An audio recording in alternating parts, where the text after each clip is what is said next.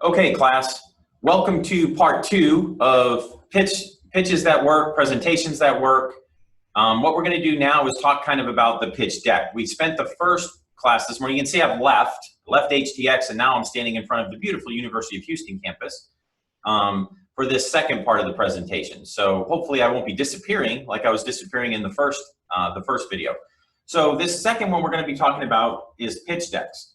And what do you use a pitch deck first? So we talked about elevator pitches, and the two types that you're going to have to develop for elevator pitches. The first one is going to be for your company. The second one will be for you, the person, because again, you are going to be needing to pitch yourself quite a bit once you get out of college and you're trying to enter the workforce. But right now, what we're going to talk about is the actual pitch deck itself. And so a pitch deck, the overview of a pitch deck is it's a 10 to 20 slide presentation. It's definitely a bigger pitch than when we talked about the elevator pitch, which is a short 30-second pitch, right? This is not a short pitch. This is going to be where you've got to spend a little bit of time preparing because you have a lot of information that you're going to be providing to your audience. It's an overview of the business plan. It's not a rote recitation of your entire business plan. You don't start at paragraph 1 of your business plan and then have slides to support every paragraph of an entire 20 or 30-page business plan. Instead, it's an overview of it. You're trying to provide the highlights of it and answer some questions, which we'll get into as we talk about what goes in it. It needs to be rehearsed and ready as needed. It needs to be rehearsed and ready as needed. Remember, the goal is to generate investment into your company. Whereas the goal of the first elevator pitch was just to try to get an additional meeting, the goal of a pitch deck is to get additional meetings and get additional conversations, but the ultimate goal is that your pitch deck will end up getting investment into your company or getting your company a partnership if that's what the need is. Sometimes it's not about money, it's about a partnership. But either way, this pitch deck's goal is typically about how am I going to get funding or how am I going to get money into my company. So when it's used, you're going to use it in a couple of different places. An investor meeting, obviously that's a clear place you're going to use it. You're going to break this out and talk to investors and say, here's who we are, here's what we're doing, will you invest in me? That's one. Another would be either a pitch plan competition or a business plan competition, whatever they're called. Those are places where you go and present an overview of your business plan, what you're doing, what your idea is, what makes you unique in the marketplace. And in most of those competitions, they are providing either financial assistance or some sort of direct assistance with, we'll provide you office space and mentor access and different things like that. But it's a way to help, get your business off the ground. The third, you might have a potential key hire. You may have someone that you really need working in your firm. They're critical to your firm or your idea making it. And you need to kind of use this pitch deck to help them understand, here's the business idea, here's how we're approaching the market, here's what makes us unique, and here's why you should come on board with us. So you might need to use it as a recruiting tool to help get people on and in your company. And finally, you might use it as a potential, with potential business partners, right? Strategic business partners. Maybe there's a vendor or a supplier or someone you need a partnership with, even more so. And they're going to be like, well, why would I partner with you if I could partner with these 3 other types of companies that are out there? And you want to make sure that you're able to communicate to them why they want to partner with you. So those are the 4 different places that a pitch deck could potentially be used. So what's in a pitch deck? So yeah, I took some feedback from you guys and you said you need more animations. So I went and found this animation that explains what's in a pitch deck. Better than me just having bullet points on a slide. Hopefully this will be better for you guys. So obviously there's an introduction, right? Who are you? Why are you here? That company we talked about in the elevator pitch might say, hi, we're HTX Red and we're here because we are seeking funding. If you think about a Shark Tank introduction, that's always what they say. Hi, my name is, and our company is, and we are here seeking. And they do it right at the beginning, and everybody writes the valuation down that they're able to figure out from how much money they're seeking for what the exchange of equity is. And so your introduction, short and sweet. Your team, again, you don't have to do it in this order, but these are all of the components that need to be in your presentation. Who's the people behind the idea? Talk about their roles briefly. What makes them unique? Why are they experts? Why do they have credibility in the area that you're pursuing? What's the problem you're trying to solve? Is it really a problem? The Pitch Madness contest just happened last week at University of Houston, And first prize actually went to a student whose solution was helping women that are going through menopause, and it's hot flashes. And the problem they're solving is, hey, we're trying to help women who have these random hot flashes have a way to cool down when they're getting a random hot flash. That was a real problem. The audience and the judges were like, that's a problem. As a matter of fact, one of the judges said, you know what? My wife is going through that problem right now. Now, I'm not so sure if his wife was in the audience, should have been happy that he said that, but he recognized this as a problem. And that student ended up winning first prize in Pitch Madness and $5,000. So that she can put towards helping get her business off the ground. The advantages, what makes, you know, the solution special? How is it different from others? And to keep the example going for this one, what the advantage her product had was it was something you could carry around with you. You actually wore it like a bracelet. And when you got a hot flash, you took the bracelet off and you cracked it on your wrist or on a desk, which then made the chemicals in it mingle, which cooled. And then you could either put it back on your wrist or on the back of your neck or wherever women put, you know, things that help them cool when they get a hot flash. And the other great thing about it, what made it different, was it was reusable. You could then put it back in the freezer at night and wear it again the next day. And it wasn't cold while you wore it. It was only cold once you activated it. So that was the advantage of them. The solution, I just talked about the solution that she had, talked about the product that she had. She was able to show an example of how it worked. Traction. Traction's all about where are we going to get a measurable set of customers to prove that our product has potential. So traction, other terms for traction, some, if you read the Disciplined Entrepreneurship book, and it talks about, you know, these steps that you go through to take an idea and then bring it to market. Instead of the word traction, they would say, well, what's your beachhead market? Where are you going to get started and then expand to? And so traction's all about a measurable set of customers. So you want to be able to tell your audience, here's where we started, here's how many customers we've gained, and here is, you know, their reaction to the product. And this is why we know it has potential. You want to talk a little bit about your market, how big it is. So using the menopause example, right? 400 million people in America, half are women. Of that half, X% are over 50 and going through menopause. That's the size of the market, and the market's huge. I mean, the number of women going through menopause is not 20 a year. It's a huge market. So you're able to talk about the market that way.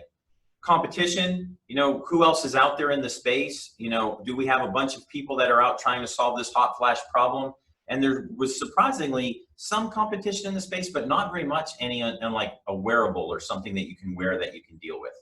Your business model, how are you planning to make money? I mean, very simply, you know, they're going to sell bracelets to the customer at X margin. That's how they're making money.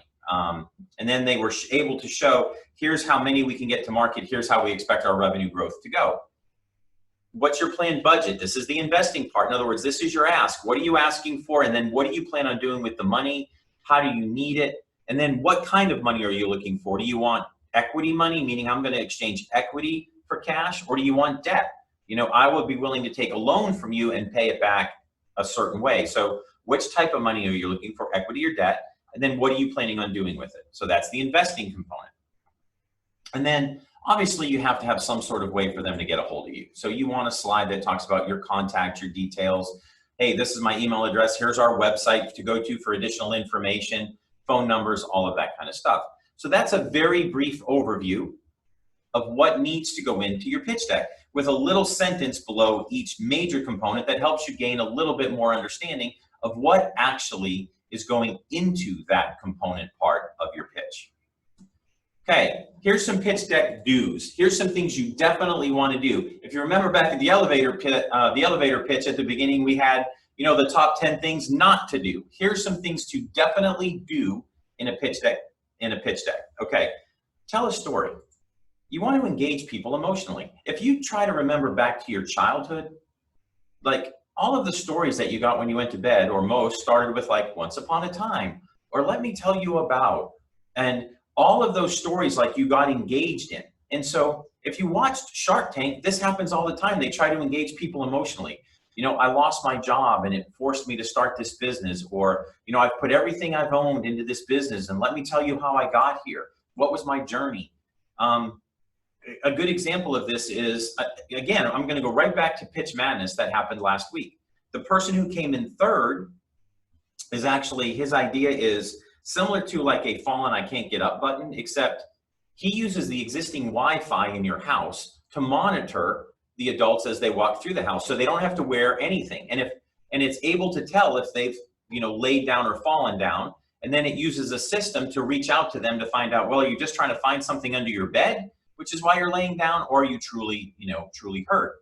And so his engaging people emotionally, he said his grandfather actually was wearing a, help I've fallen, I can't get up button. He had one, but he was taking a shower. Obviously he didn't shower with it on, and he slipped getting out of the shower, and he fell on the floor, and he laid there for hours and hours and hours before somebody found him, because he couldn't get up. He'd hurt himself and he couldn't find his button. And so it made him start thinking about, man, is there a better way than the only way that they can contact someone is to have to wear this device around their neck and then squeeze a button? Is there a way to use existing components of technology that are in most people's homes to monitor them? But that was the emotional tug. When you hear, yeah, my grandfather fell and he laid there for hours, that's an emotional engagement. Like, you've got everyone's attention about, you know what, that could potentially be a big problem. And then he had everyone's attention. He did great, has a great product, and he ended up coming in third and won $1,500 to help him move his project down the line. So again, that emotional engagement is really important. You want to have one idea on each slide. Don't try to make your slides so busy that some of the audience is reading about your market while the other part is reading about your differentiation, because you have both ideas on the same slide. Each slide has one idea and one idea only. You got to prepare to make a great impression. So, actually there's research that's been done that says 90% of what someone thinks about you when they meet you, their impression is developed in the first 10 seconds of conversation, the first 10 seconds. And that is kind of almost intimidating when you think about it. Like, I have 10 seconds to make a great impression. Now, in like a pitch deck, you actually have a couple of minutes, because what you're trying to do is engage the audience, get their attention. But if after 2 to 3 minutes, you haven't engaged the audience and got their attention, they're gone. I mean, I look at even these videos we're doing for class, and I look at the average view time. And I'm like, well, clearly sometimes I've engaged them and gotten their attention, and sometimes I haven't, because the average view time ranges anywhere from, 6 minutes to the entire video clip. And so, if I can't figure out ways to keep you engaged, same for when we're in class together, if I can't figure out a way to keep you engaged in the class, people are nodding off, they're looking at their cell phones, they're watching Netflix, they're wishing class could be over at any time. So, you have to be able to get people engaged, and the same is going to be the case for you on your pitch deck. Got to show the people behind the idea. You have to show who's on the team, but more than that, what makes them a winner? Like, what's their expertise in whatever you're doing? If you're doing some sort of medical project, what makes this person an expertise in medical devices? Have they developed one and taken it to market already? Are they a doctor with a certified specialty in whatever area you're covering? If you're in technology, do you know how to code? Are you a great coder in whatever technology that you are utilizing to bring your product to market? So tell why the person's a winner, not just about their skills, but about what they've accomplished, why they've accomplished things already in life, because people are investing at the end of the day, not necessarily in the idea, they're investing in the people behind the idea. And that's what counts a lot. Make sure your presentation has a consistent look. As you can see, these 5 do slides all look kind of the same. So make sure it has a consistent look, same font, same size, same color, and you're not just like all over the place and haphazard. One side's blue, one side's green, one side's yellow. Try to make sure you have some sort of consistency in your look. This is a huge one. Know your metrics better than anyone. More deals fall apart because as questions start getting asked about the numbers, the presenters start guessing because they don't know. They haven't done their homework to understand, what the competition's percent of ownership in the market is, how many products are out there, how much it would cost them to actually, build more, you know, well, how much does it cost you right now? It costs me $3 per unit. Okay, what if you built 3,000 units at a time? What would it cost you? And they just have these blank stares and they don't know. You have to know your metrics. And then this thing, traction speaks louder than words. It's much better for me to stand up and say, I've had 600 customers already buy my product, and here's what the results of that were, versus the market size is 600,000. I only need 1% of that to buy my product. The traction of I've already sold speaks way louder than the potential that I could sell. So it's about what you've accomplished today, not what you might accomplish actually after the investment, that carries more weight. So make sure you understand that and you have the metrics to support what you've already accomplished. Okay, here's a couple of different things I'm going to post online for you. The Mercury Fund is actually a fund. It's a venture capital fund run here out of Houston, primarily specializes in technology, but I am going to have up online for you at Blackboard their executive summary guidelines and also their PowerPoint presentation guide, that if you were to go give them a pitch, how they want it to look. And I'm doing this for a specific reason. If you're going to go pitch a group, most of them have some sort of template or information that they want to know. Your goal is to deliver to them in the format they want it, the information they want. If they're saying they want to understand your top 3 competitors and you stand up and pitch and don't bother to talk about your competitors, you're basically telling them, I can't take any guidance, or I'm not even going to bother to do the research to deliver for you a presentation like you want. These are going to be tools that you have to take away with you. It'll be something that you might be able to use in the future. There won't be a test on what's inside of those exactly. There will be tests, test questions from this presentation, but there won't be any from, the executive summary guidelines or the PowerPoint presentation guide that's there. But they're useful tools for you to take away and hopefully use in the future. Okay. Finally, there's this article called How Venture Capitalists Really Assess a Pitch. And I read this a little while back and thought, well, that's pretty interesting. So I want to make sure you understand from a VC's perspective, here's how they're really assessing what you're telling them. So number 1, a point they made was passion is overrated. I think a lot of us think if I just stand up and passionately talk about my idea and why I'm so enthralled with it and how come I want to be in this business and my background in it and how interested I am in it, that someone else will capture that passion and want to invest in me. And while passion is important and you have to have an interest in what you're trying to accomplish, the whole passion is all I need. It's not. It's very overrated. It's very overrated. So secondly, you could be the subject matter expert in an area. I am the top technical expert in the country on X, Y, or Z. That's the competence part. But if the people listening to your pitch don't feel like a trust, it won't matter. So trust beats competence. You have to establish trust. You can be less competent, but if you're more trustworthy, you're going to get the investment over someone who is more competent but less trustworthy. So you've got to be working on those natural things that build trust inside of a relationship. And you have a reputation in business and you only have one. And so whatever that reputation that you work to build over time, people will check up on you. They'll say, well, what is this Steve Wilbur person? Are they trustworthy? Have they done deals with you before? And you want to make sure that you've built a reputation of trust, because it doesn't matter how competent you are. If they can't trust you, they won't invest in you. Being coachable matters. If you've watched Shark Tank, you've got, 4 or 5 billionaires sitting up there, and you have these entrepreneurs that come in to pitch their idea. And, Mark Cuban or Mr. Wonderful or Barbara will say something like, well, here's kind of what we think we would do with, partnering with you. We think you should go after this market, or based on our expertise, you should go after this market. And the entrepreneur will push back and be like, well, no, you guys don't know what you're talking about. You don't understand. You don't understand my market or what I'm trying to accomplish. And they're just 100% not coachable. And you will literally see the, Barbara or Mr. Wonderful or Mark or whoever, Damon, look back and go, you know what, I'm out. You're just not coachable. I mean, coachability matters. They want to understand that you can adapt and adjust and that you're not locked into your way and your way only. So being coachable really matters. Okay. This one is something that I think people have known, but we're going to talk about a little bit. Gender stereotypes play a role. Now, what does this mean? What it means is historically, the vast majority of investment from venture capital firms has gone into enterprises that are led by males.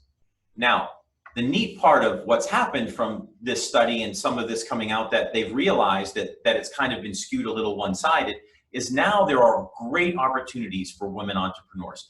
There are venture capital funds that will only invest in women ideas. There are incubators that only support women. There are accelerators only for women because they're trying to level the playing field a little bit now. They've recognized that whether it was purposeful or not, a woman pitching had a little bit less of a chance to get funding than a man pitching. And so they've now really taken some actions to try to level the playing field, but understand that there are some gender stereotypes that are still in existence. And so make sure that you are aware of that as you're entering the market looking for venture capital or making your pitch. Finally, in a nutshell, if you're going to give a pitch, think about being cool, calm, and open to feedback. If you're not open to feedback, the coachability thing goes away. If you're not cool, they're going to be like, why would I ever want to invest or be in business with this person? They're a freaking nut job. They're all over the place. So you've got to be cool, calm, open to feedback. And that's how you want to try to make your pitch. And so that's pretty much everything we have on the pitch deck. Hopefully you found some of this enlightening, and I will have both these slides plus the stuff from the Mercury Fund up on Blackboard for you to reference. Have a great day.